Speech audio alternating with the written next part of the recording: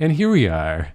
Today on the Greenhouse Podcast, we're talking about agriculture. Career sweet spot, Steve. Nope, we're just ag now. We're taking a hard turn. Tara is our guest, and We're not taking a hard turn. It's just returning back to the original roots. Right. Roots.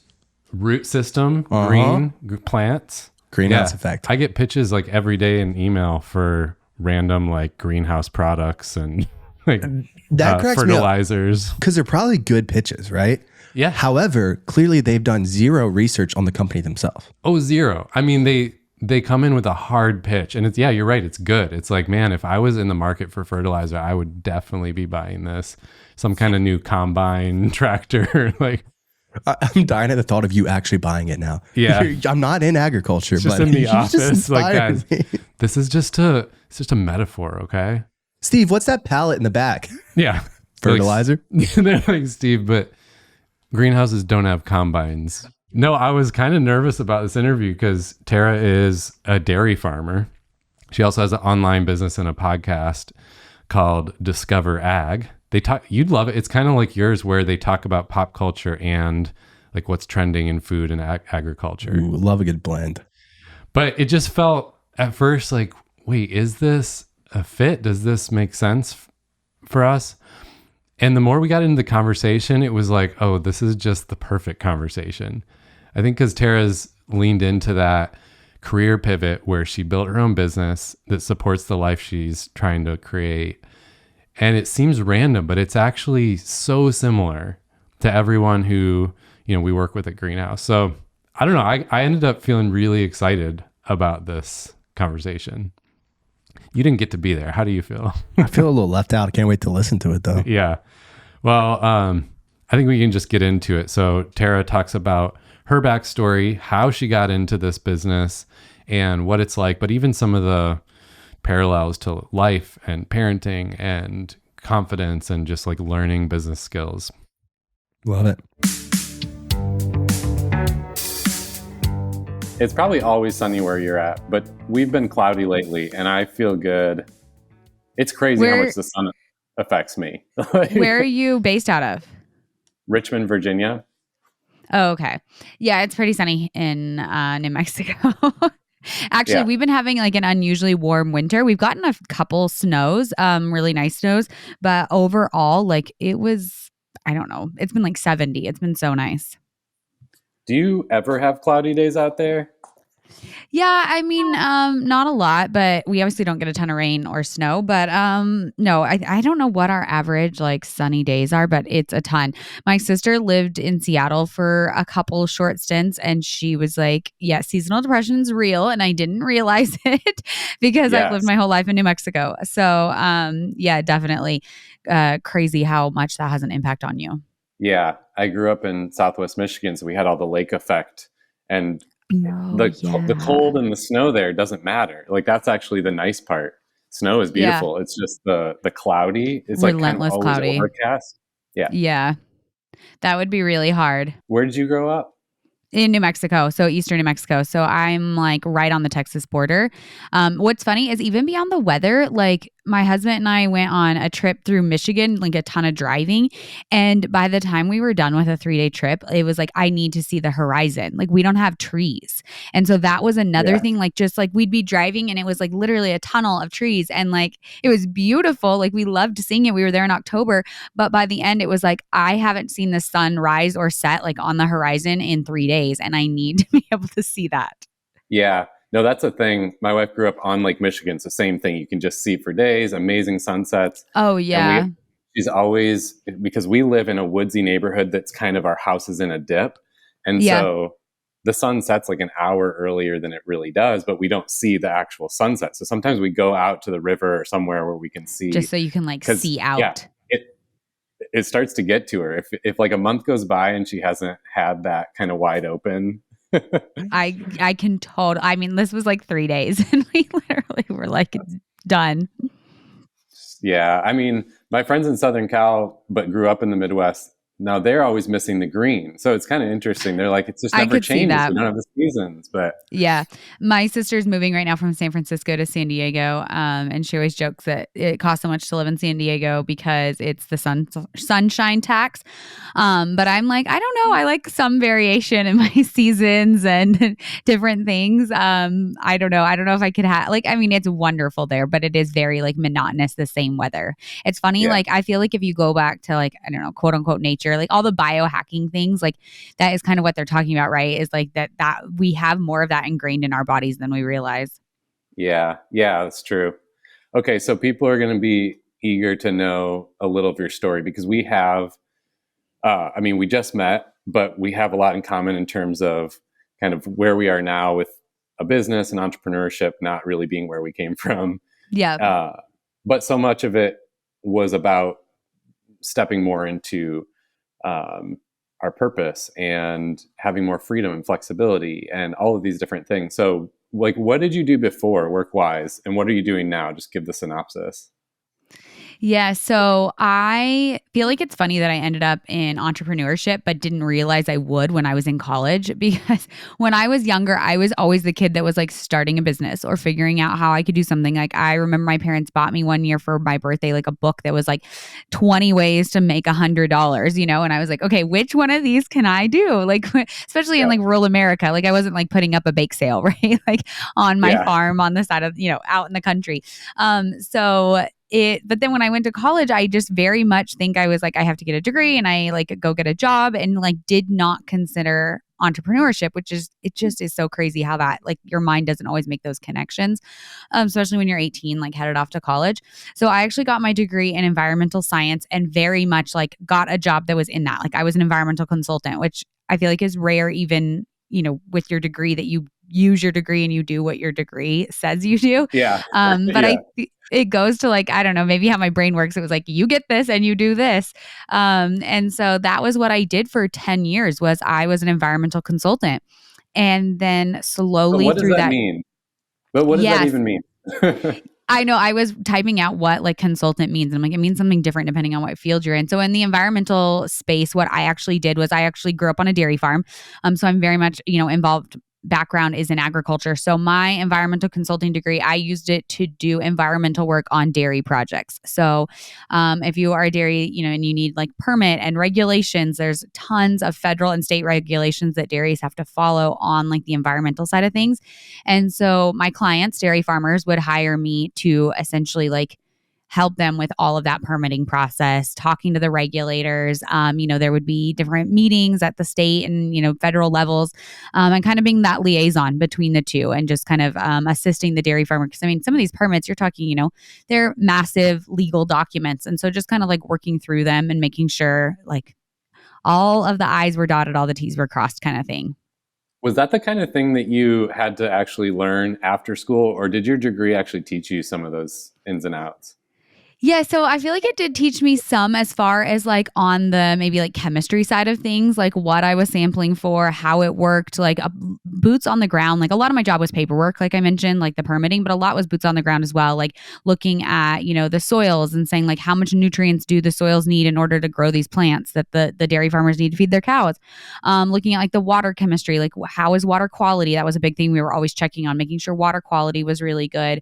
And so it did teach me that. As far as like anything else, no. I mean, I had to learn it along the way. And a lot of it ended up being funny enough. Like I feel like when you think of the science world, you don't think of the communication world. But a lot of it was communication. Like, okay, your regulator wants this from you because of this. And like going to the dairy farmer and saying like, this is what we have to do. And then vice versa. Like the dairy farmer's like, okay, this is what I can make happen. Like, will this fit the requirements?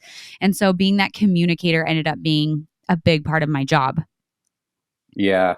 No, I worked in kind of high-tech science for a while, and same thing. Like my takeaway was the same.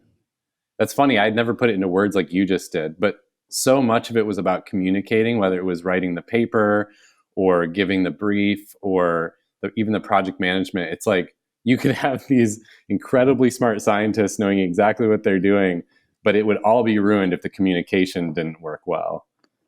I feel like that's an ongoing problem actually in a lot. I mean, I think probably across the board in like science and tech is the communication. On the agriculture side, we have really amazing data being done by, incredible teams. And I feel like there is such a disconnect of getting that information out to even the farmers and then beyond the farmers, like out to the consumers. Like what Yeah. are farmers doing to be more sustainable? What are they doing to include tech in their operations? And there is just absolutely like no communication that goes out. And that is the key, is being able to Yeah. like tell people what you're doing. Yeah. Okay. Anyway, I derailed your story. So It's okay. you graduated. You're an environmental consultant helping Yep. dairy farmers. Yes. And so at the same time, I was a new mom. I had just had my first daughter, and then, a couple years later, had my second daughter. And I feel like I did what all millennial moms did at the time, which was join like 7,000 Facebook groups that helped you teach you about Yeah. your children. Like that was just what you did at the time. And Well, this so is my gripe. Yeah. As an entrepreneur, I'm like, it's so much easier to just sell like a mom product. It's like you're instantly viral. But yeah. Yeah, because one mom talks about it in one of these like Facebook groups, and like the entire thing would go viral. And so I was in those, and obviously a lot of conversation around milk. I mean, a lot of people, when do you introduce yogurt? When do you switch from whether you're doing like breast milk or formula to regular milk?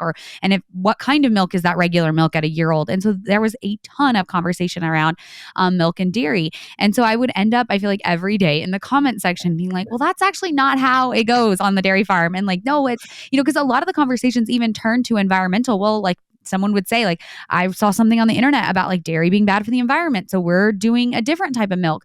And so I was like, very quickly realized I needed a platform where I could kind of share. Like I had this unique experience where I was in the middle between dairy and like, the environmental side of things. And it was a unique spot to be in.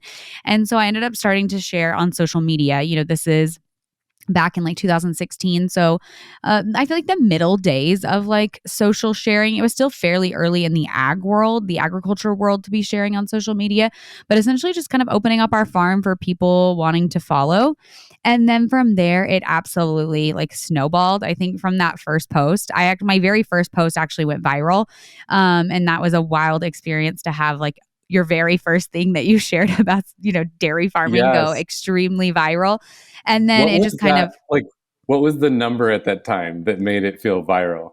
I think it got shared like, over 40,000 times. So it was pretty like on Facebook. It was one of those Facebook posts. And so it was pretty, I feel like even nowadays, if I had something shared 40,000 times, I'd be pretty happy with myself. I know. I'm always like, what is the number? I don't know if it's defined, but at that time, like, 40,000, that's huge. Now on TikTok, I'd be like disappointing. Totally. That is actually where like the eras have to be like considered. It was, Facebook in 2000, I think it was 2000, end of 2015 going into 2016. So it was not in this like reels go viral and you get 1 million likes, right? Like it wasn't that period. It was a much more like, I feel like the grassroots organic side of Facebook still. That's cool. And so from there, though, I feel like it's one of those things with social sharing, like you can't really predict where you'll go exactly. And like it was still so evolving that I feel like I had to try out a few different things along the way to kind of like find my niche. And then now where I have settled, I've done, things from public speaking, which I still love. That's still one of my number one like kind of platforms is public speaking, to, brand partnerships, which I found really quickly was not my like always favorite thing to do, to then having actually an e-course that I sold. And then now I'm like in the podcasting space and feel like I have like truly found my home and my like just where I love. And I know I feel like I skipped a lot of steps along the way, so we can like kind of back up or go deep dive on any of those. But this is where I find myself now, is in the podcasting world. What do you like about podcasting? I love the long form content, actually. I feel like when I started on Facebook and with a blog. And so it was very much like that, write out your thoughts, include supporting research, include links and things, and like just being able to tell a story. And I feel like by 2020, 21 is when like reels were at their peak. And I mean, a 9-second reel I have just found is not my like place. Like I don't love that. It's not where I find myself like thriving. And so in 2021 into 2022 when we launched our podcast, it was like, yes, like let's bring back some like context. Let's bring back some conversation. Let's actually like engage in like some discussions versus just like a really quick hit of a reel. Yeah. Yeah. I was listening the other day to Armchair Expert, and, they're also long form, but they were talking a bit about that because I forget who the guest was, maybe Trevor Noah or something, where like they had both been on a lot of talk show, like late night talk shows over the years. And they were saying how they love the long form podcasting because they were always forced to do like somehow make it amazing in 4 minutes, like educational, entertaining, funny, like all of the things, and like advertise their upcoming whatever. And even though I haven't been in that world, that resonated with me. It's like, yeah, I think when you're a coach or a teacher or consultant or anything educational, it just feels like you can't do anything of value in these tiny clips. I mean, you have to some extent. Do you find that you have to do also the short form stuff for certain reasons? I do. I feel like there's still like social media is still, king as far as being able to even like grow the podcast. I mean, there's other ways to grow podcasts, but it can be really helpful to be on social media as well. And so those short form content is helpful, or even taking the podcast and turning it into short form content. Like we see that so much in the podcasting space. And I don't know that it is absolutely necessary. I said there's other ways to grow your podcast and reach your audience, but it can be like one tool in a really powerful toolbox. What's your podcast called? So our podcast is called Discover Ag. I say we because I actually have a co-host who is a cattle rancher. So I'm a dairy farmer. She's a cattle rancher in Nebraska. And so Discover Ag is literally like discover agriculture. And so I feel like ag can be presented very like maybe old fashioned and a little boring sometimes. I hate to say that, but that's kind of how it's presented. So we have absolutely taken a different approach to agriculture. We have put our millennial female spin on things, and then we've thrown in some pop culture. And so every week we cover the top 3 trending news articles in the ag and food space. So very food dominated, I would say. And so just, this week we're covering why celebs go to In-N-Out after the Oscars. We're covering why the Attorney General is suing the largest beef packing company. So it's a very big range of things. Like, there's usually one harder hitting topic and then some really fun, more lighthearted topics along the way. That's so cool. Because it does have even the word, or when you talk about what you do, it's almost confusing. Like wait, you do ag stuff? Like that doesn't add up in most people's minds, but it's really interesting. It was interesting when we met because I was thinking of my friend who has a lot of online business stuff going, but they have a farm and they started a meat box subscription. Yep. And it had a very like relevant modern feel. And it was kind of cool to see that crossover of like online entrepreneur and like millennial modern business with something in the agriculture and like food space. Yeah. And I feel like kind of in this post-COVID world, like we're living in a place where people are more curious about their food than they ever have been. Like just like that, like people are loving these direct to consumer models where a farmer sells, whether it be a beef box or something else, like directly to a consumer. So you feel like you actually get to know your farmer, or, the boom even of farmers markets have just increased exponentially in the last, decade or even half a decade. And so it's really cool to see that. And so I think that was missing from a lot of the conversation, especially the podcasting space. Like, I don't think there was anyone really like reaching out. There was ag podcasts that were focused on agriculture within agriculture, but we kind of wanted to like break out of that and have, like I said, a lot of fun with it too, that there's cool things happening. So many crazy things happen in like the food space that really shape how we choose to shop or buy things. And so it's like, it's fun topics to cover. Yeah. And it's fun to get educated on it because it's always been hidden to the like standard average consumer. But what is your day to day? What does a week in your life look like then? You're running a farm and you have this online side of it. Yes. So I guess my day to day, it obviously changes drastically. For the most part, I've stepped away from the consulting side of things and moved that part of my life more full time into the podcasting space. Mm. I always joke though that my two clients I can't get rid of are my husband and my father, unfortunately. So I have to continue doing consulting work for them whether I want to or not. But no, it's nice to be able to keep my hand, I guess, a little bit in that like origin, story that I have. But my husband manages day to day on our dairy farm. So backing up a little, I grew up on a dairy farm. I'm a fifth generation dairy farmer. My husband is also a fifth generation dairy farmer. We grew up on neighboring dairy farms just down the road from each other, like just kind of a funny, Nice. story. We met when I was 3 and he was 5. We did not end up dating though until I was 21 and he was like 23. So much like not much later in life, but out of childhood and into adulthood, obviously, is when we Yeah. ended up dating and then ultimately getting married.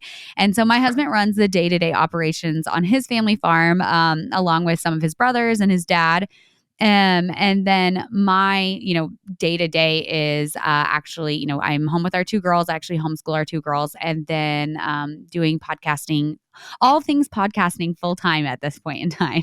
Oh, okay. Yeah. So was that a like test and learn into it? I find it's interesting. Some personalities, they approach business as like, I got to come up with the whole thing and design it perfectly and then put it out in the world. Versus I'm more on the other side of it. Like, it's like, just start doing it and learn as you go and dive in. What does it look like for you? Yeah. So I think my favorite saying with my business partner is that we build our ship at sea. So there is very much, sometimes we are taking on water and we are still building, like we are figuring out as we go. I will say one of the things we've always done though, when either of us, we both have had business separately and now we have, we had our e-course together and now our podcast together, is one thing we've done is invest in education and ourselves. So like when we decided to podcast, we took a podcasting course and like just really immersed ourselves in that for, like not for an extended period of time, not till it was perfect, Uh-huh. but at least was like, gave us a little bit of a leg up. Like, let's learn from someone who's done this before. Same with the e-course. Like we had a very successful e-course that we grew to over 6-figure business.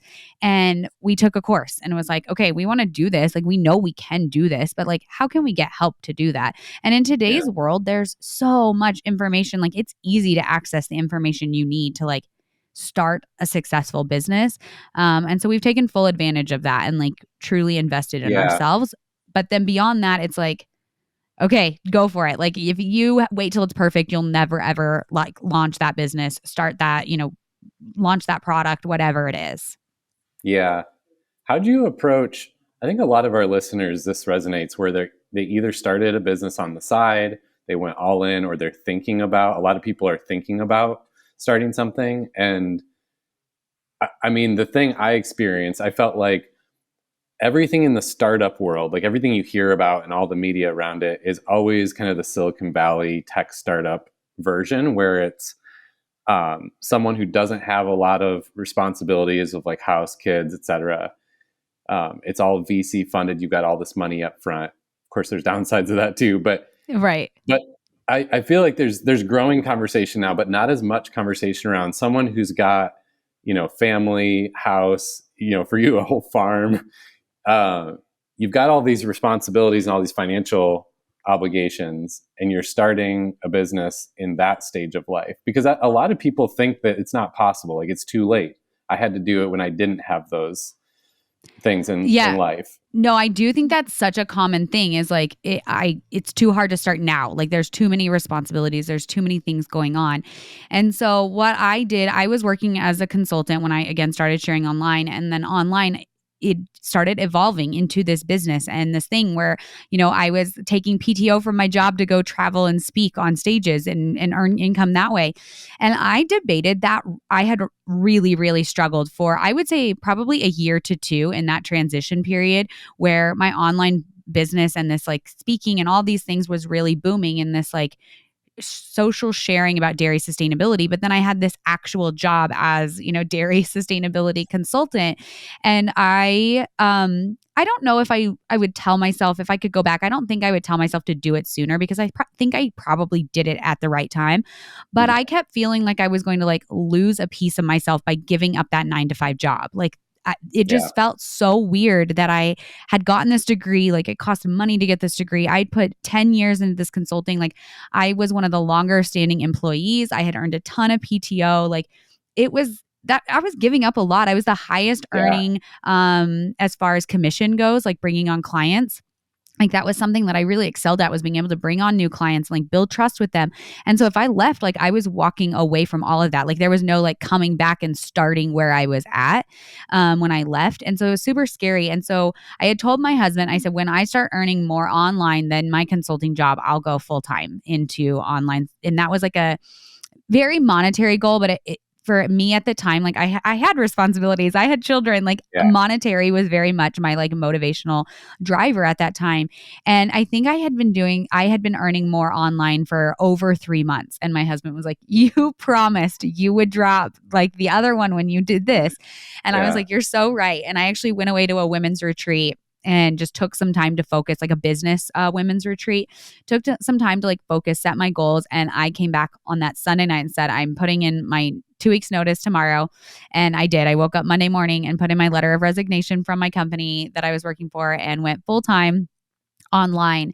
And it was a really, really scary leap, but it was needed. It was crazy how much more my business took off after that, like after I decided to leave.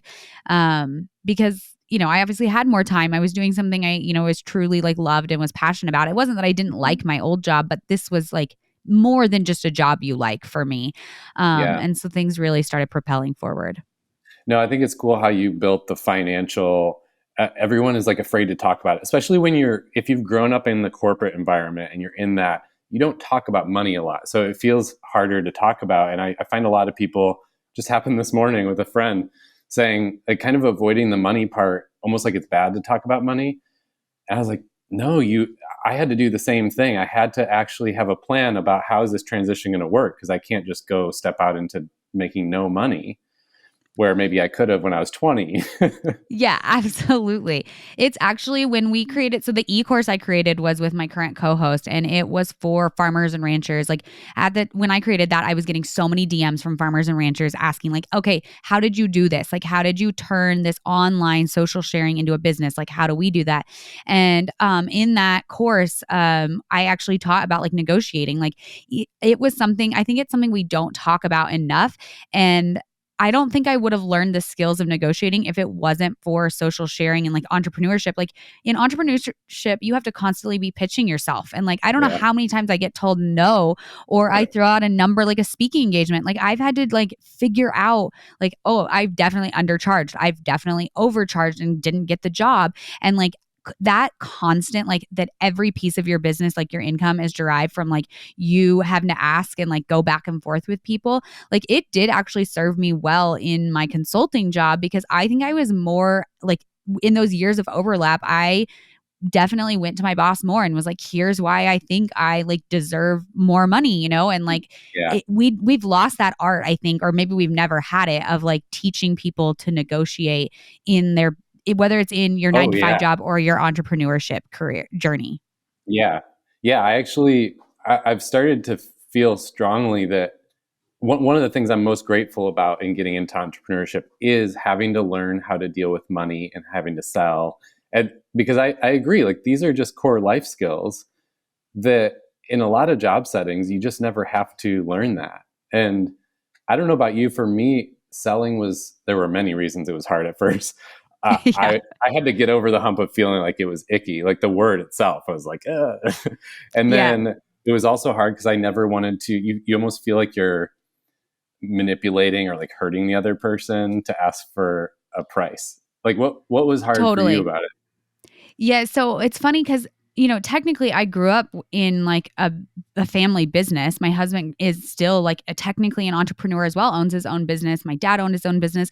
But in the dairy world, we are price takers, not price makers. So we get told the price for milk. And it's kind of crazy. You actually don't know the price of your milk until over a month later from the time it leaves your farm. So it's absolutely like wild, the pricing side of dairy farming. Like when that milk leaves your dairy, you have no idea how much money you'll get for it. And you're talking like there's a spectrum of you could get paid. Like it's just the dairy pricing world is nuts. And so I went into entrepreneurship with absolutely no like navigational guide point, I felt like, of doing this, even though I grew up in like a family business. And so it was I feel like where I had settled was I have to feel good about the value I offered to that business to charge what it was. Like whether that's speaking or whether that is ads on our podcast or whether it was selling the course. Do I feel like I'm giving someone that much value for what I'm charging? And like, I know it's like probably not business sense, but it's a gut feeling. Like I have to feel good in my gut. That's like, yes, I offered you that much in exchange. Like there was an exchange there of value. 100%. I've thought so many times, and my friends in academia are going to kill me, but it's like, I just think business school, I always had this idea like, oh, people who go to business school, they know how it works and they know the rules. They got the goods and we are all out here suffering. They got it. We're just like making it up. And then you get out in the business world, you're like, no, everyone's making it up. There are no rules.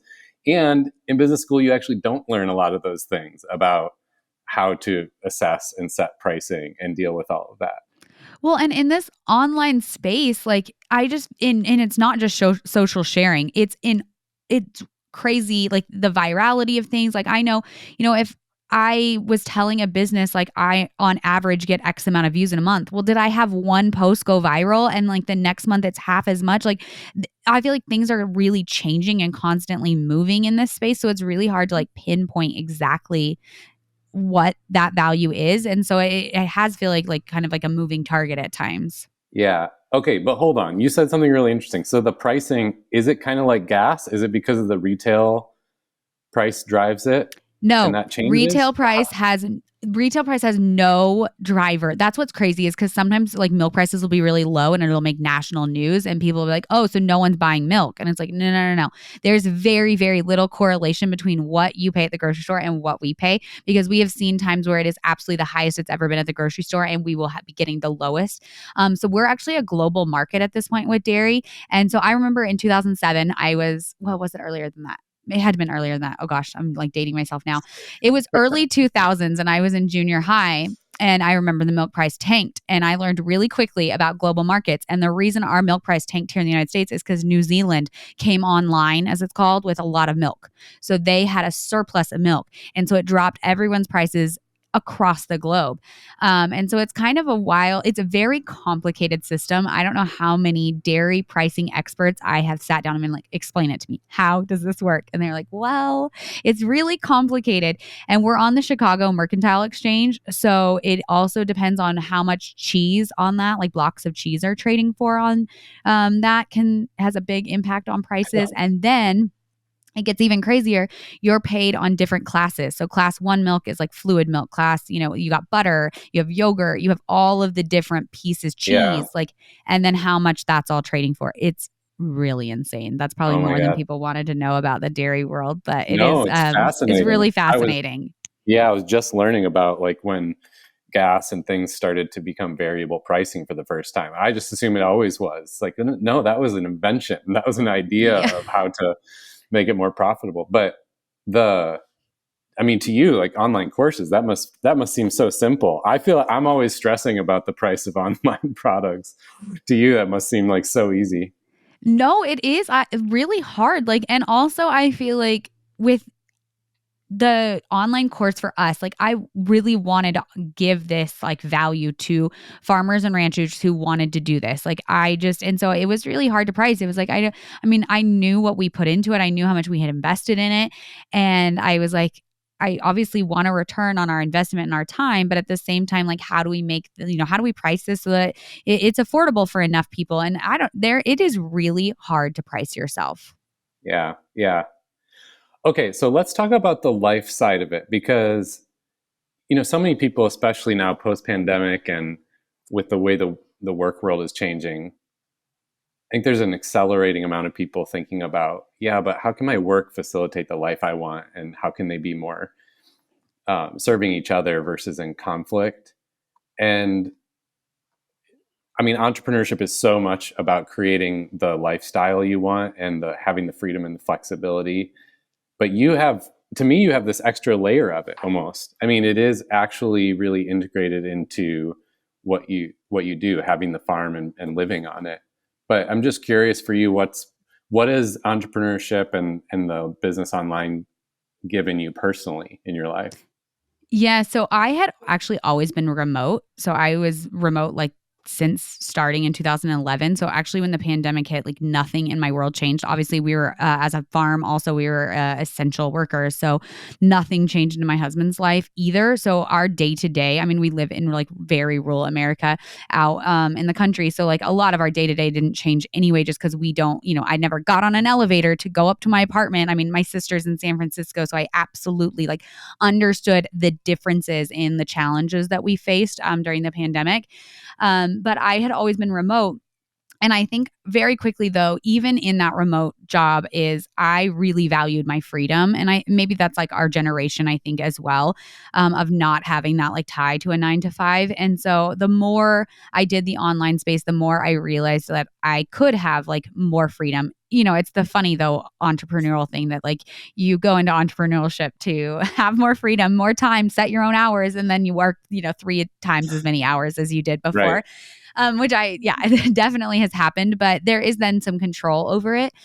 So one of the things that is funny, I feel like my life is a constant pull of wanting to be at home on our farm and just like very much immersed in that. Like, my husband is right, outside, like can come in. We are at his job at all times. And also wanting to travel. I absolutely love to travel. And so I felt like in entrepreneurship, I was able to kind of find that balance. Like I was fully at home working. So, if he stopped in at lunch and things like I was at home with him.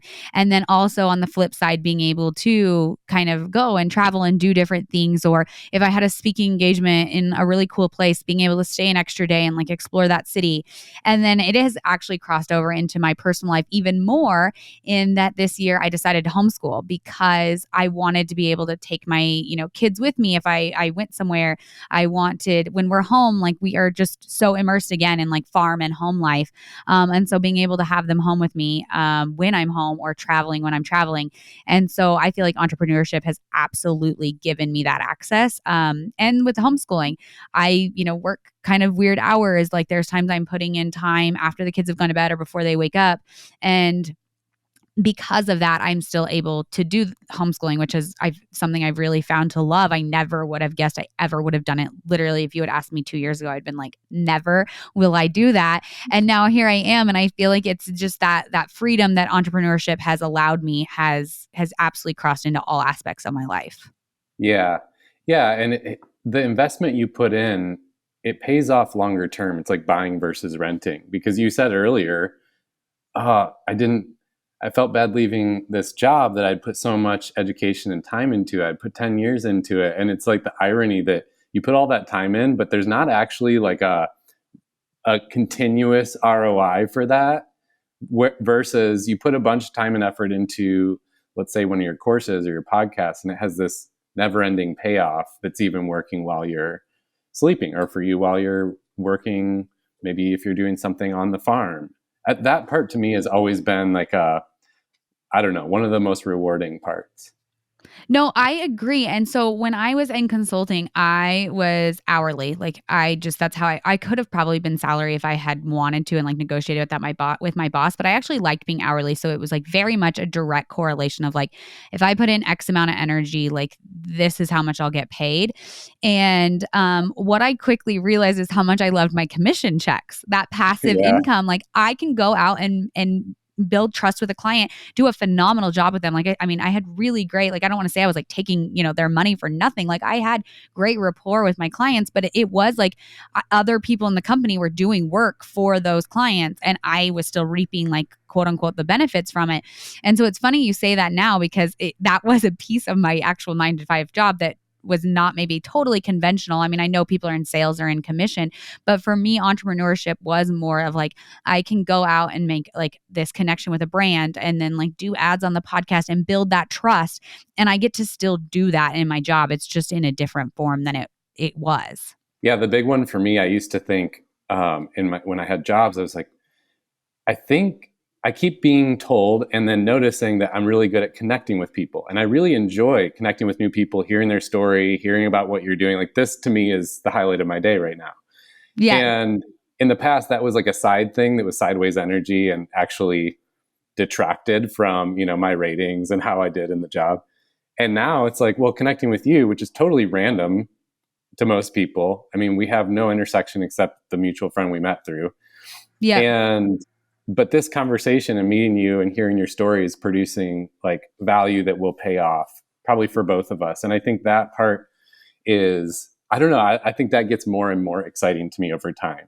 Even the times when I'm not making good money, it's a funny, like, it's not necessarily that, oh, this is just great entrepreneurship because I'm making more money. Like, yeah, there's more upside, but sometimes I have not made great money, but this part is still really rewarding, No, I absolutely agree. Like the part of my job that I really loved was working with clients. And that was actually should have been like very small piece of what I did, right? Like clients, when you're in the environmental space, the less they hear from you, probably the better, right? That you're just taking care of things and everything's going along smoothly. But I really enjoyed talking with my clients. And I saw a meme recently that said something about how are all of you who got in trouble for talking in class too much doing, and how is your podcast? And I laughed so hard because it is, some of the things that are maybe like a deterrent, like the things that I spoke to a high school class recently and I said, I hate to be the person in front of your teacher that says like, do you talk too much in class? But like, what are the things that maybe are very you that you get called out on? And how can you turn that into like what you do? Like, I now talk for a living. That's what I do. I either speak on a stage, talk into a mic, talk to my community. Like that's what I do. And so if I, just thinking back, like what is it something that makes you you, and can you, turn that into something? I really like that question. It's a good prompt because I was realizing last night helping my daughter with homework, and it wasn't that long. She's 8, it's like, but they were, I don't know, 12 different math problem questions. And I'm helping her. And I mean, these questions are really easy for an adult, but I'm like, it was, I wanted to gouge my eyes out halfway through. I'm like, there's so many questions. Welcome to homeschooling. Yeah.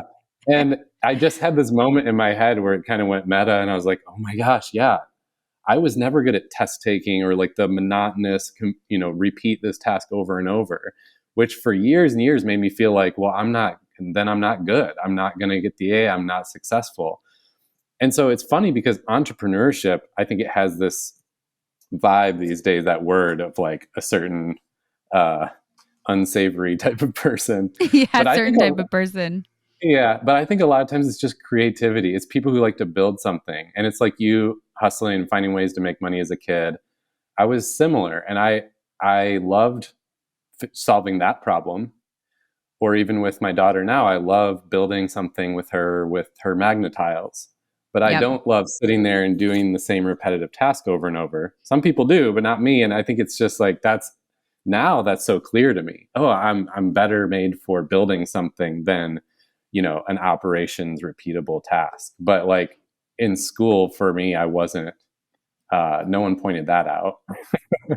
I know it is crazy. I feel like it's coming back around though, where we are in a world where I think it's probably our generation is realizing like, how can we like break some of those generational things for our kids and lean into it for them? Like I've seen so many different conversations of like, kind of just paying attention, like really in tune with your kids of like, what is it that they seem more drawn to? Like, what is it they're leaving that math project to go do? And like, how can you foster that, especially in this world where we aren't necessarily preparing kids, I don't think anymore for like the stereotypical jobs. Like I think there's just the world they're going to live in is going to be, I can't even imagine. Like if you had told me when I graduated from college that I would make money off an app that didn't even exist when I graduated college, like I can't fathom where my kids will be. And so just being able to kind of like be in tune with them and be like, okay, that's okay that like maybe math, where I feel like back in our day when like, no, we're going to sit down and do 12 more math problems, like until you get them. And now it's like, okay, like you can express yourself creatively and like do something different and actually make money and like do something with it, which is really fantastic. Yeah, I think that, I'm sure I'm preaching to the choir with you doing homeschooling and being an entrepreneur, but I think that's why it's so critically important now to help kids do open-ended problem solving. Totally. And when they're struggling with something, not just like swooping in and saving the day, but let them like work through it and let them have problems and challenges that don't have a right or wrong answer. And it's funny when that topic comes up, I get all lit up because I see the other end of it, where I see adults who are struggling to find their way in their career because, you know, they were kind of shown the blueprint all along. And to your point, Yeah. I mean, I can't imagine our kids are going to have such a even more open-ended work environment.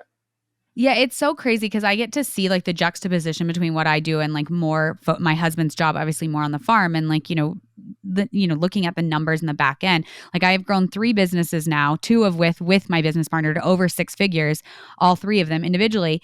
And my husband, he's always like, you built those businesses with nothing more than like an idea in your mind, right? That then you either spoke into the world on a podcast, you wrote down and videoed into an e-course, or you like wrote into an Instagram post, but it literally was just like you taking something and doing it.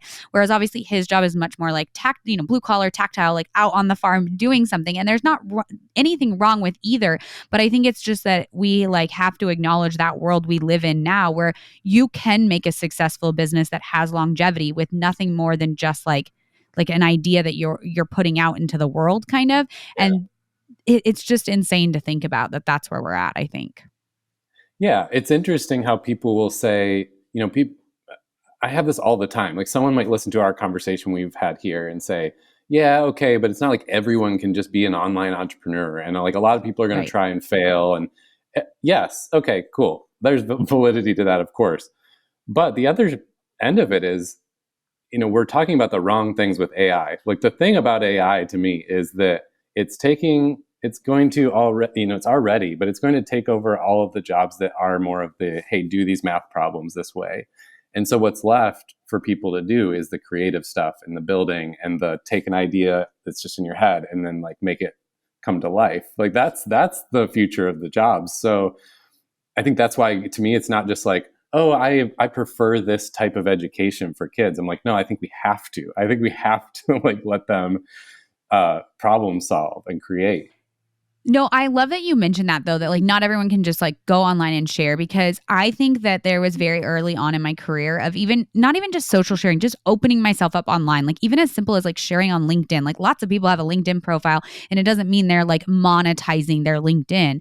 But I had a point where I feel like I could have gone in a different direction and taken like what I was kind of doing online that I was sharing, and I was kind of becoming like a thought leader in that space, and continued in the environmental world, but still been an entrepreneur. That I was like very early on, I consulted for companies like outside of the company I was working for. And I could have pursued that absolutely and still been a more like quote unquote traditional job, but in the entrepreneurial space. I obviously went in the other direction and just, found a more love and calling for this. But I think that is something that it gets missed, is like sometimes like using these tools that are at our disposal can propel your career forward in ways you could have never imagined. Taken like your traditional job and turned it into more of an entrepreneurial job in ways you didn't know. And so that's why I always say, when you kind of like, I always say opening yourself up. Like it's not necessarily social sharing for me or being like an influencer. It's more just like being engaged in these tools that we have access to, and then seeing where they can like take you, because it's truly incredible where you can end up. Yeah. I'm still blown away every day. And it's almost the fun of it. There's always reinvention, but also the frustration. It's like I did something and then already next month it's just kind of outdated. But yeah.